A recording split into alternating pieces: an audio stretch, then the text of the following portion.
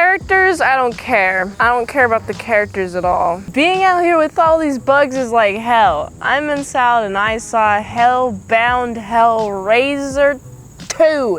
It is directed by Tony Randall. And if you haven't seen this movie, I will spoil it for you. The movie starts with Kirsty, and unfortunately she's a victim of the last movie. Remember Frank from last movie? Well, she's related, and she's being put into a psychiatric hospital, which ain't no good.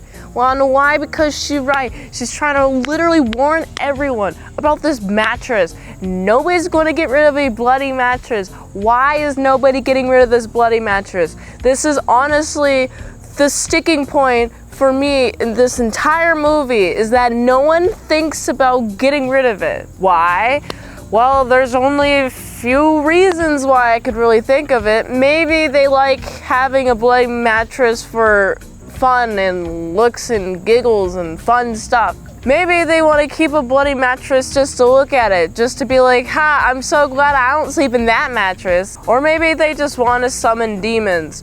Maybe subconsciously, maybe they want to have a party with all the demons in the world. So of course they gotta have an easy access waypoint for the demons from hackety heck to come up and possess some bodies and be like, oh yeah, we're having a good old time. Yeah, we're having chill time.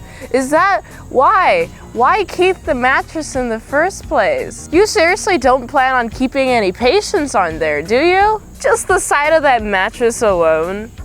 All these questions raised in my head. What did you think about this bloody mattress? Like, would you keep a bloody mattress? Leave a comment below. Keep bloody mattress, yay or nay? I really am in hell, y'all. There's too many bugs and they're distracting me. Of course, this bloody mattress is going to be used by another guy. He looks like he's sad. It seems like anyone who's going to use this mattress is sad and wants their loved one back and is going to do anything. And I'm just like, let them die. Let them rest in peace. Literally, we say rest in peace every time we talk about a dead person because we want them to rest in peace. Because life is hard. Why do you want to have a dead person re-experience life? Like, they're dead. Let them enjoy the fruits of their labor of existing is to not exist anymore. Kirsty's just trying to warn everyone. No one's listening to her. We get another incident of Hellraiser, but instead of Kirsty having any control over it, she doesn't really have much control over it in the first one either. She has no involvement, relatively. There's a guy named Shenard, and Shenard's like, hey bro, I'm gonna take a bunch of these dumb losers over here, got them, they don't know what's going up with them, I'm gonna take them up to this room, I'm gonna say dilapidated house because I don't see anybody who's moved into that house since the incident occurred with Hellraiser 1.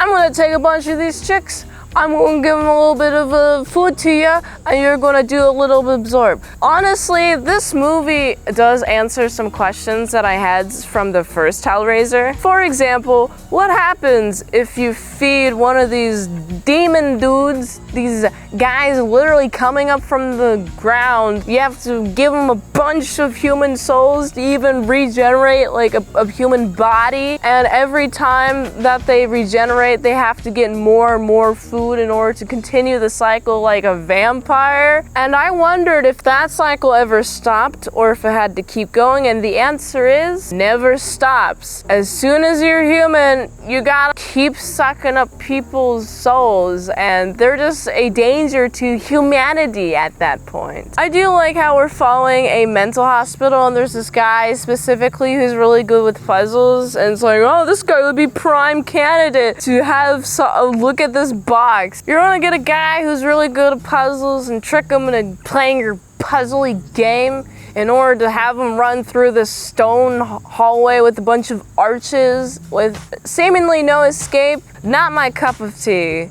This seems like hell. Oh wait, entering hell was a little bit confusing. The rest of this movie was really confusing other than the points that I mentioned. Any other point that I've neglected to mention about this movie is mainly because it's too confusing for me to really keep a track on it all. I honestly just said all the things that I knew about this movie because this movie just feels like a lot of visual noise, and I hate to say it, but it felt cool. It felt really gothic for me to look at this movie. But there's now like something there that Hellraiser 1 had. I don't know what exactly it is. It just feels like something like maybe it's the love or like the new totally creative idea that you have. You have this great idea and it's like, okay, we got this great world. Bam, world.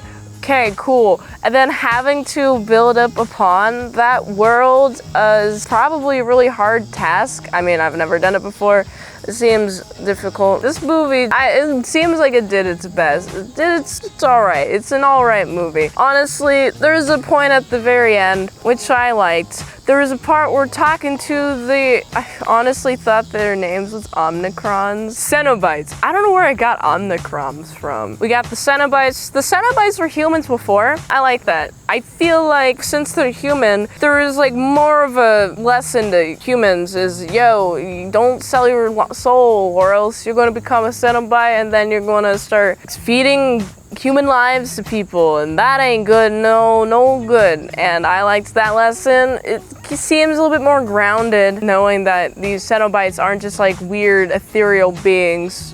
I appreciate that a lot, actually. There's a lot of cool camera shots. They're pretty nice. I like the lighting a lot in the movies. There's a lot of cool camera shots and the colors were pretty cool. I especially like the lighting. There's a lot of moments in which the lighting reflects the tone of the scene, and if it's a darker scene in color and also the contrast, high contrast in the values, definitely a darker scene versus like a lighter scene where there's like more mid-tones kind of just chilling there. It's not as serious as the scene. That's what I noticed throughout this movie. This movie was enjoyable. I honestly don't think I'd want to watch this movie again. I mean, it's really gory, and I felt like this movie encroached on a little bit unnecessary gore territory. Very similar to the Terrifier movies.